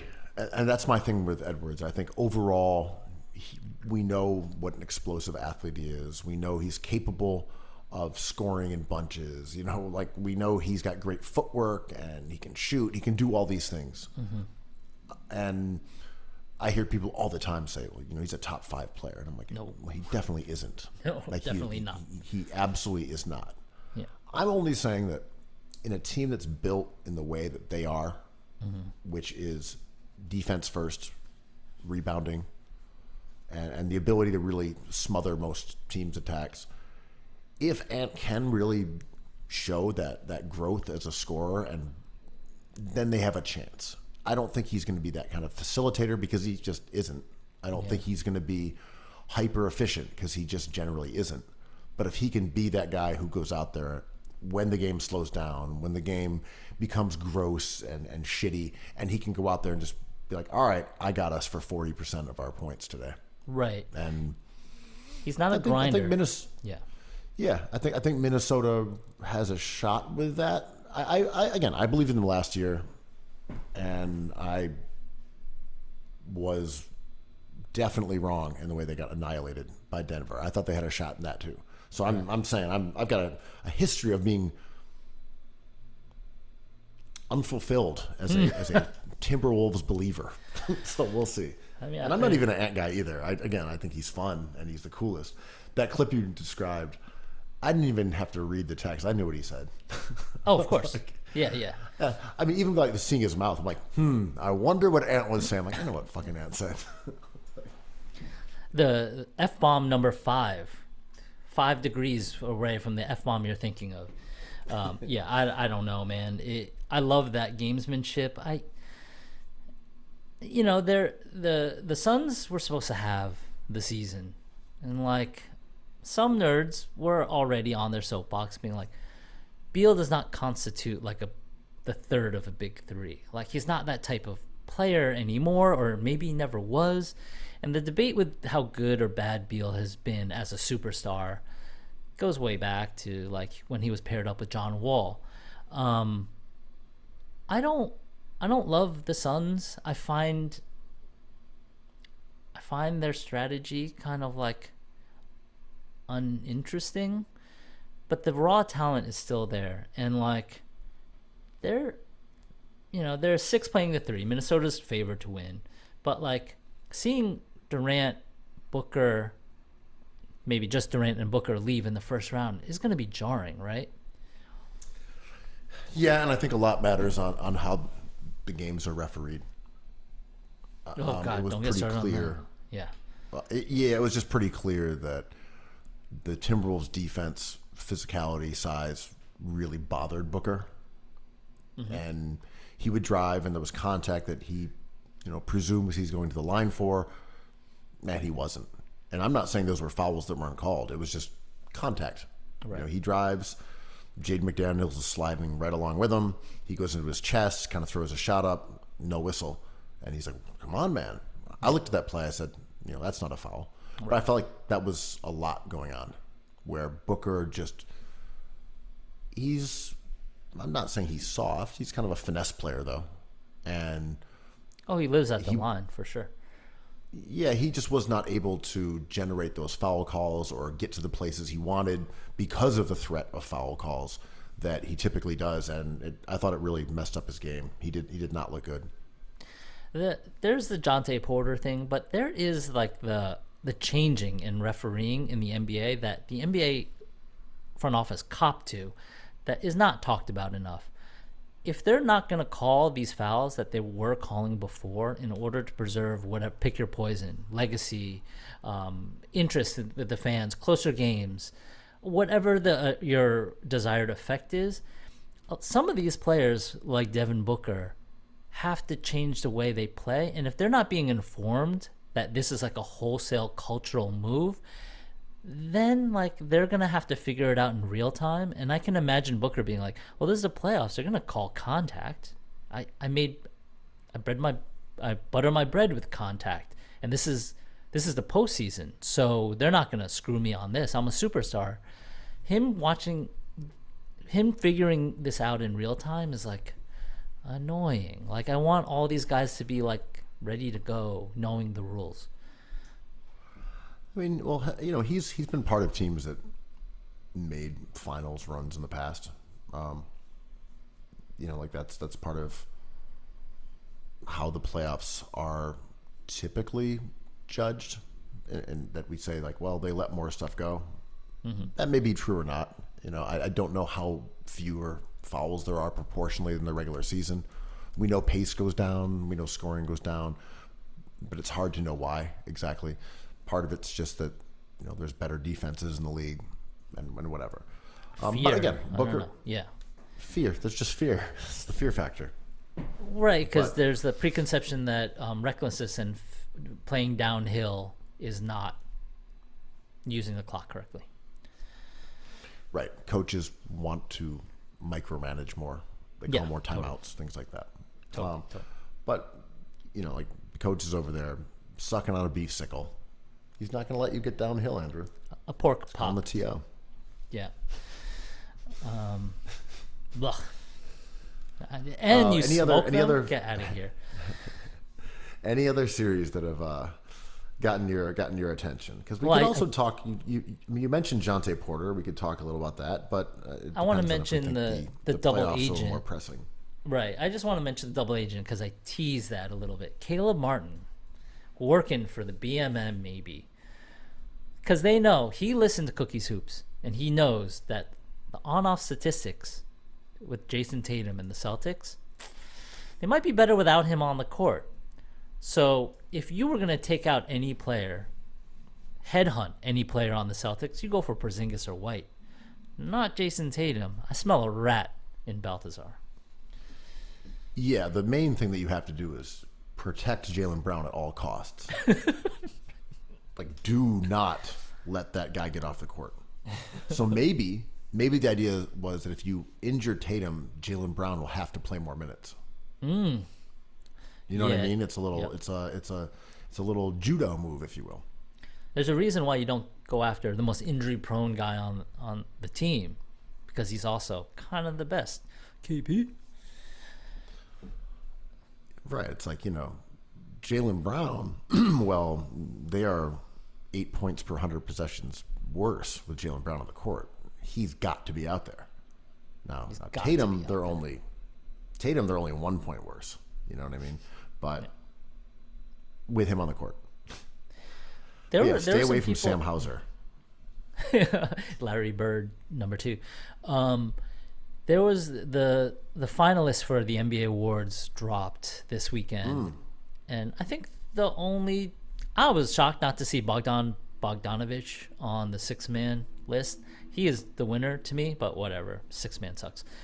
There were a lot of Celtics fans crying in their green beers, in their green drafts, in tears of flowing into their red beers about no Celtic representation anywhere, and maybe Tatum should have been a top 3 MVP candidate.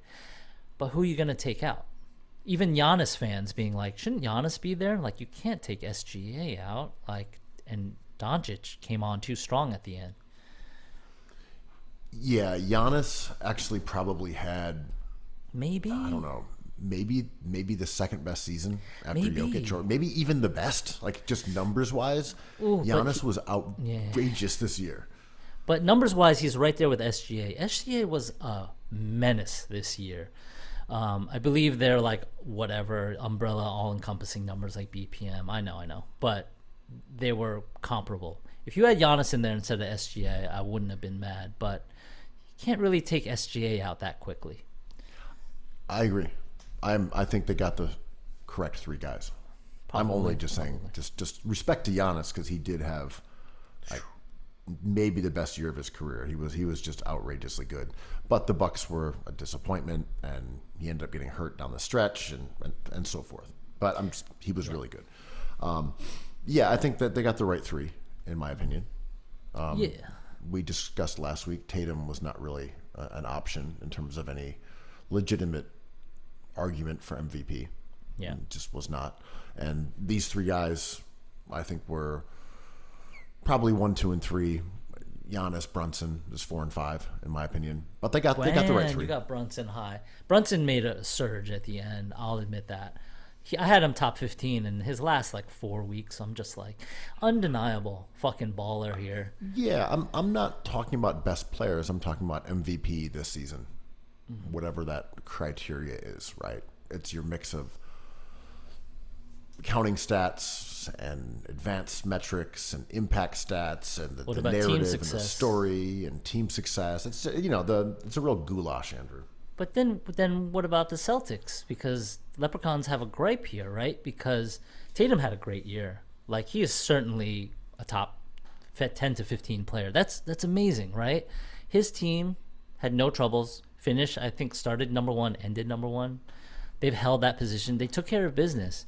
They have no representation. I mean, they shouldn't. But if you were going to claim that Brunson has a narrative point, then a Celtic must be there. No, I totally disagree. I'm saying to me, if we're talking about Tatum or whoever, the only narrative is that the Celtics are really good, so that they just deserve to have individual awards that reflect the team's success, which I don't buy. Just period. I don't buy that. I'm saying Brunson being the number 5 MVP. That's Brunson had better numbers than Tatum. He a little was bit more important to his better numbers. He had a better narrative. He was more important to his team's success. Worse success as a team, though. But that doesn't matter, though. It's not but you're picking all these things just in Brunson's favor. The Celtics won all the games. What I mean is Brunson was individually responsible for the team's success in a way that Tatum wasn't. Well, as a Knicks fan, we look at the on-off. It's the team didn't need Tatum. They were just as good without him. That doesn't mean he's not a good player. Of course he is. But I just mean with Brunson, they were plus 10 when he was on the floor versus being terrible when he was off. He carried the team as the sole offensive, or one of the main offensive fulcrum for the entire second half of the year. Tatum just didn't have that same responsibility. He didn't have as good numbers. He didn't have a story, and he didn't play well down the stretch. I don't think there was any Tatum argument other than that, the Celtics are really good. Well, I mean, Tatum still was good. His numbers are very nice. I agree. He had a good season. But this is the beef I have with Knicks fans when they're like, we have an MVP guy that matches up with your MVP guy. I'm like, this team is really well constructed. With RJ Barrett, Brunson was not an MVP.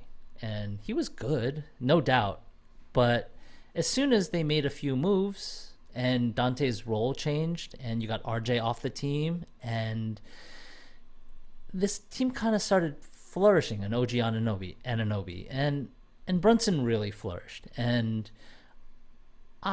there's a reason why on-off numbers aren't very popular stats, because there's a lot of noise and to dig deeper is a real chore, but people do, and plus minus same thing, depending on who you're playing with, your opponent, how injured your opponent is, strength of competition, garbage time, all this stuff, people filter out and you can find it. It's not hard. But Brunson absolutely was the best player on the Knicks.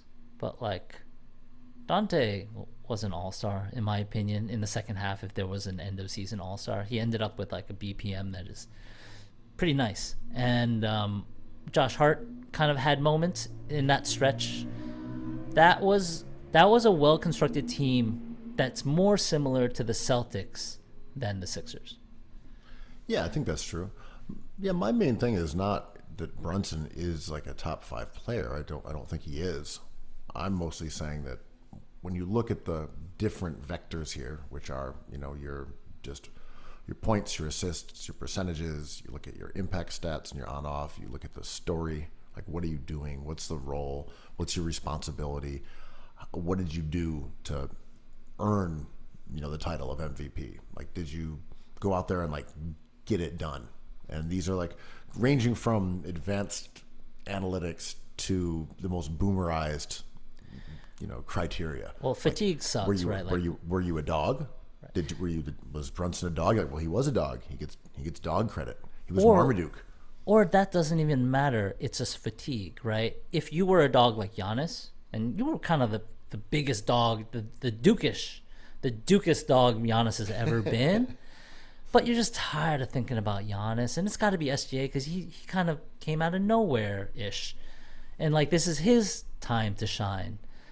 I'm like, well, you're not comparing dogs anymore. You're just talking about how bored you are of certain players. This is true. Fatigue is real when it comes to voters. I'm mostly saying, for me personally, I don't think it has to be these are the best 5 guys in the league. These Oh are the no, best LeBron 3 James guys is in the league. best player in the league. Yeah. But I mean, like, they have to be in that discussion. Right. And that's why I also don't even have Brunson as more of like than closer to like 4th or 5th. Yeah, I think I don't that's put high, him in but that same I love it. category as he's not in the same category, in my opinion, as SGA or Luka or Jokic. And Steph before he got Curry. hurt, or I mean, he was better than Steph this year, I think, even though Steph is awesome. Steph is a better was- player. That's your point. Like Brunson Yeah, had the better that's- season. That's exactly what I'm getting at here. And look, if someone said, "Who do you think is better, Brunson or Tatum?" Tatum might be better. Oh yeah, they're I in the think same so. tier. Yeah. But this year, I just think Brunson did more stuff. That's all I'm kind of saying. Like, by I mean, the he's the- numbers, by his responsibility, by what the team achieved after Randall went out. It's, to me, he just kind of like went out and earned that in a way that Yeah. Tatum kind of didn't have to, and that's just how it works. I mean, the depressing thing is if Brunson elevates his game a little bit every season for the next 2 seasons, which he could, and he becomes like a better version than he was this year, but Wemby all of a sudden shows up as a guy, Brunson's going to like fall down this list. It's like, well, we had our Brunson moment in 23-24. We were hyped. 24-25, we were still hyped. I'm tired of Brunson. Same with Devin Booker. I think he's looking around being like, I was asked to do something that didn't come naturally to me, which was be point guard. And my counting stats suffered, but I also did more for my team. Like, how come I'm not in the top 7, 5, 4 conversation? And I'm like, people are just tired of you. It's like the Durant stuff. Durant was really good this year, not his usual good self. They're just exhausted of Kyrie Irving, who was awesome this year. Honestly, Durant was great, and Yeah. this is sort of my thing with people saying, well, what about Tatum? His team was really good. And I'm like, yeah, but I don't think he was better than Kevin Durant. I don't think he was better than LeBron James. So No, he wasn't. we're just saying Yeah. team success, and I don't Right, know. right. I think we understand that a guy who has an incredible individual season, but it doesn't lead to winning, they're not going to be MVP. Right. Like, we get that. Victor. That if Yeah. exactly, even if Wemby was like putting up 30, 15, 5 and 5, he wouldn't win MVP. Yeah. He's kind of close, right? Like, in a vacuum, like, he's kind of close to... He had too many off games, but he's certainly the depoy for me. And, like, he could be discussed as, like, an MVP player, I think. So he is one of the candidates for Defensive Player of the Year, and I don't think he'll win. I think it'll be Gobert, just because they were the top-ranked defense. Sure. He's a very conventional pick. He obviously should have won it last year or 2 years ago when they gave it to Marcus Smart. Is that going to be 3 for Gobert if it does happen? It might be 4. He's a Hall of Famer, man. That's amazing. That's amazing. Dude, he brought plague to our shores. I had never heard of a baguette before he started COVID. I heard the Statue of Liberty was crafted with his giant hands. Here's a question for you. Is giving Wemby Defensive Player of the Year, is it the same logic? Should the same logic apply to him as, we'll say, that it does to Tatum? When you say, well, their team is really good, You know, they're a good team, and they deserve to be rewarded for that. And if you look at the Spurs, they're a terrible team with a 22nd best defense. How can you give that guy Defensive Player of the Year? Mm-hmm. Is that, in your opinion, valid? No. I think it's I think of more of these awards in vacuums a little bit. I like great players on bad teams. I'm a Knicks fan, but it's been few and far between. But like, I think context matters, but these are individual awards. If you were gonna tell me you win the Leprechaun of the Year award for having the best record, like that's what that's for. If you're gonna say the most valuable player, singular, then a little bit of a vacuum helps here. That's why I don't really give it to Brunson as a 6, 7, 8 guy. But Wemby and Gobert is a great discussion. I just like Wemby because we've never seen it, so we don't really have the language to talk about it yet. But his length and verticality is strange, and we have to almost create a different category for it, and therefore, to me, he is the most valuable Defensive Player of the Year. I'm okay with that. My question is how much context matters, right? For sure. You know, do we say that the San Antonio's overall bad defense reflects poorly on Wemby and eliminates him as a I candidate? don't think so. Right. I don't think so, because if you swap him with Gobert, like, Timberwolves might win a chip. And that's like that's a bad way to think, but like, I don't. I think it's a vacuum. I don't think team success is too noisy, because the Celtics did have the best record in the league. The East is very weak. They got to feast on a lot of tanking teams, like I believe 3, arguably. Played them a bunch, got wins on all of those guys. So like, if we want to talk context, we really have to talk context. Yeah, just for reference, it's like, you know, when Gobert is on the court, the Timberwolves defense has a defensive rating of 108, and when he's off, it's about 4 points worse. And when Wemby is on the court for the Spurs, they have a defensive rating of 112, but it's closer to 122 when he's off. So yes, Right. the defensive lineups with Gobert are elite in a way that the ones with Gobert are just good. We're talking, 95th percentile towards 75th percentile. Like, they're definitely better, but the difference when they're off the court is not even close. Like, the Spurs just utterly collapse into one of the worst defensive teams in history of basketball. Yeah. And the Timberwolves are still like pretty good. And they have defensive guys off the bench. I always like Slow-Mo. Naz Reid is not much of a defender, but he's big and like he's active. The Spurs, not the same roster build. Yeah, they got nothing. But my only thing about the Wemby DPOY candidacy, sure, I get the argument. He may have led the league in both blocks and rebounds if he was playing real minutes as a rookie. Is that the guy's going to get 7, assuming he's healthy.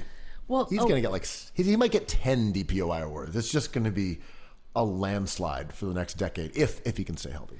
This is a great point you bring up, because Defensive Player of the Year kind of allows this phenomenon where if Gobert's going to win a bunch of them, in a way that the MVP doesn't, and like, it should be LeBron James more. Right? Like, LeBron James needs more MVPs.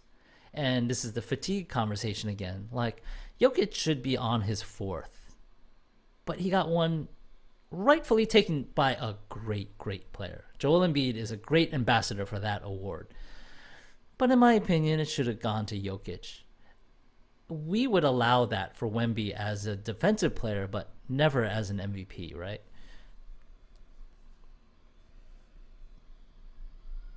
Yeah, there is less fatigue for Defensive Player of the Year because we care less about it, but also that it really only has 2 narratives.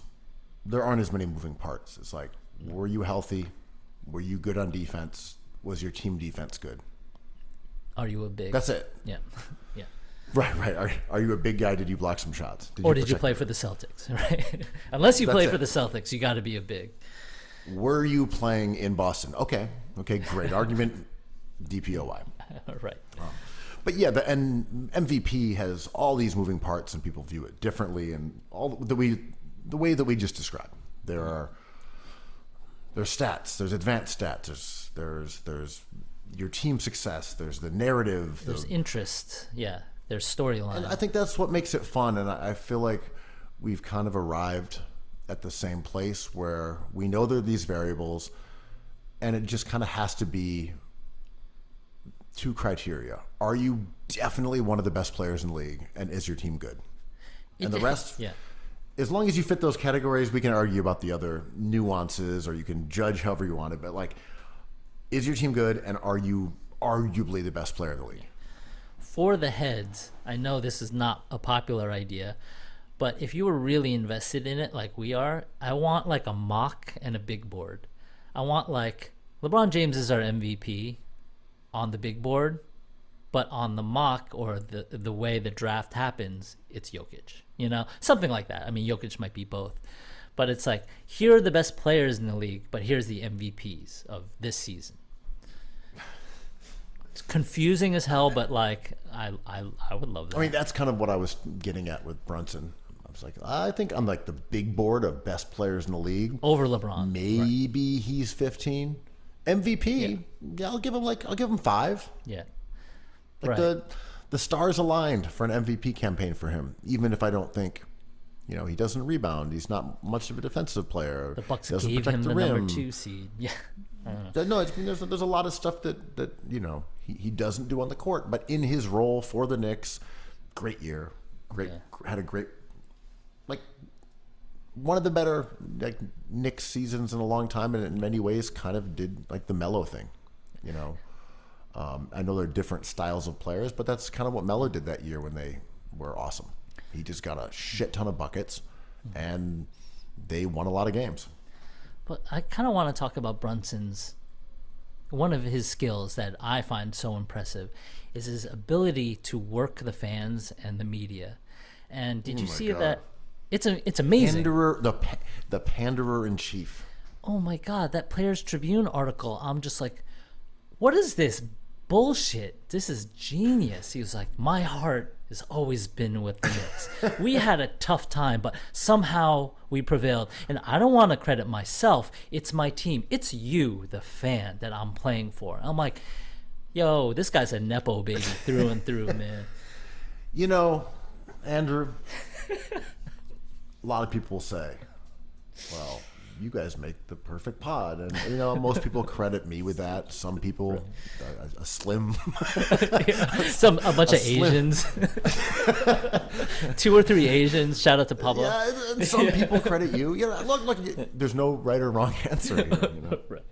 But to me, it's the listeners that make this pod so perfect, Like, it's the people who subscribe to the Patreon who are truly the ones we pod for, or listen on Spotify or a week later, on Apple Music. But You dropped they're the ones rhymes who and- make this pod Yeah. so good. You were in the Cypher upstate, but your heart was really here in New York. You always felt a distant relationship to this place. It's like I find him potentially repulsive, but in the end, like, so endearing. I love him. There was one play where it's like, oh, Brunson's helping the photographer. Oh, it looks like the Get guy with outta the here. cameraman's hurt on the sideline. Here comes Brunson. Yeah. Someone's like, yo, he flopped. I'm like, no, he didn't. Let me see. Oh, yeah, he flopped for sure. Joel did not that- touch him. Oh, no, it was a huge flop. It appears that Brunson is applying CPR on he's delivering a baby on the sideline. That baby's name is Nick. He grabbed the mic from Jada.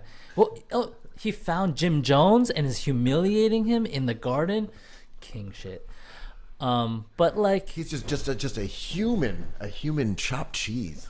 yeah, I mean, I have my criticisms or skepticisms of him as a basketball player, and it kind of like has the same proportion of him as like a personality, because he is so beloved by his Villanova crew, the Villanova villains, that like I'm like, there's no way you talk like this to your peers, because if you were this guy, you'd be Kobe. Everyone would kind of hate you, or like respect you, but also be like, that's not my guy at all. Shaquille O'Neal, tell me how my ass tastes, right?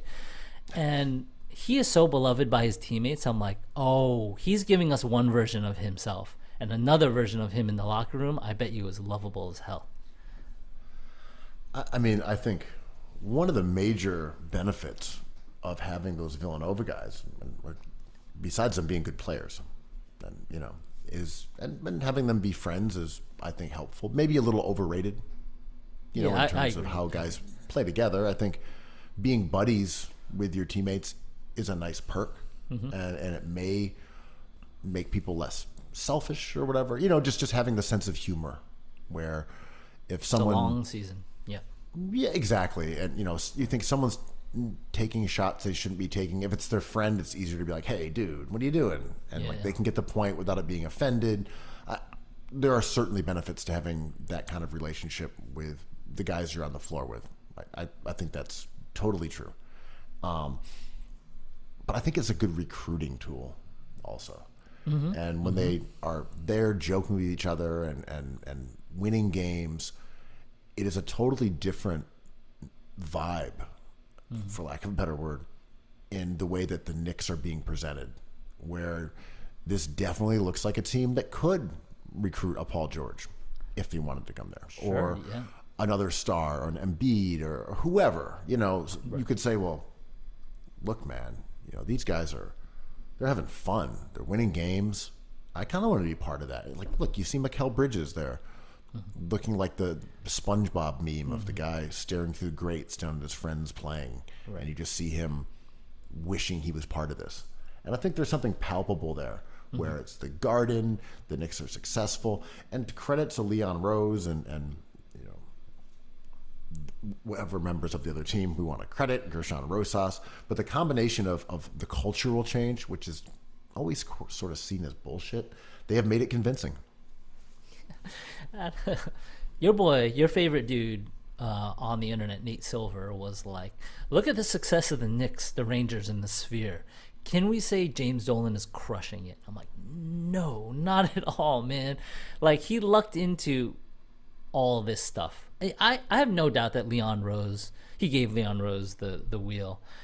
And Leon Rose is like, well, Josh Hart's available. He's kind of a good player. And he also gets along with Brunson. So, okay, we'll sign him. Oh, we can outbid for Dante DiVincenzo. He's a really helpful player who's been on good teams. Oh, and he's also friends with these guys. Oh, we'll get him. As we're watching the Heat kind of show what kind of team they are, which is like a good team without their best player, culture is kind of like a thing we create in our own minds, because when teams are good, the culture's good. When teams are bad, we say the culture's bad. But like, the Knicks constructed a good team with good players. The friendship helps, and the friendship helps us make sense of what happens on the court. But Hart and DiVincenzo were never bad players. Yeah, culture is interesting because it's also used to describe bad teams that are in the process of rebuilding, right, or bad teams who are bad for too long. Oh, you're rebuilding? You're starting a new culture? You're resetting it? It's a reboot of the culture of this franchise that's going to be more about these specific values and these players, and we're going to coach them this way. And it doesn't work, and after 5 years, now you're toxic as culture. You have losing culture. These guys are, they need to be driven out of town because only we need a new Tobias culture. could save the Pistons. Only Tobias can do it. That's what the league Right? fears the most. Yeah. But the Spurs, because they've only been bad for a couple of years, and because they have Pop and they've got this rich legacy, and now you have Wemby there saying like, I don't drink. I don't Oh, smoke. God. I don't like partying. I hate bitches. It's like, That sucks, keep, man. Keep the girls away from me, man. Like, I just want to, go to bed at 9 o'clock and dork out on basketball. People are like, the culture here, the culture is incredible. I just want to release a track with Tyra Banks. Go play like a rap award show. What did Kobe perform at? He had a moment where like he was at the BET Awards maybe, or the Billboard Awards. Am I making one of those up? I don't remember the live performances, even though they did occur. I remember the video with the song that had Tyra Banks. I remember that. I also remember he had a couple songs with like Beanie Siegel and did some with the Philly guys. Yeah. I don't think, if I mentioned this before, disregard. I don't think you were there. It was in the Vice era. We had ASAP 12 on the show. Mm-hmm. And I think it was a pretty good bit where I found a whole bunch of lyrics from Kobe songs. And then I mixed them up with a bunch of lyrics from Lil Wayne's song called Kobe. And I had 12 try to guess who said what. And of course I had rigged it. So all the Kobe verses were like about having guns and smoking weed or whatever the hell he was talking about. Like we're like kind of like street stuff, and all the Wayne ones were kind of like dorky rapper stuff. And I think there was like 5 and he got all of them wrong, which again, it was intended to make someone get them wrong. Right. Wow, you really Good set him up. times. Did you release like 6 white mice in the studio? I took blurry photos of them on behalf of my billionaire plastic surgery enhanced friends. That's what you get for talking shit about, or 12 talking shit about Jeff Bezos' wife. You know what else you get? The perfect pod. Perfect pods. Cookies. I love cookies. I love cookies. I love cookies. I love cookies.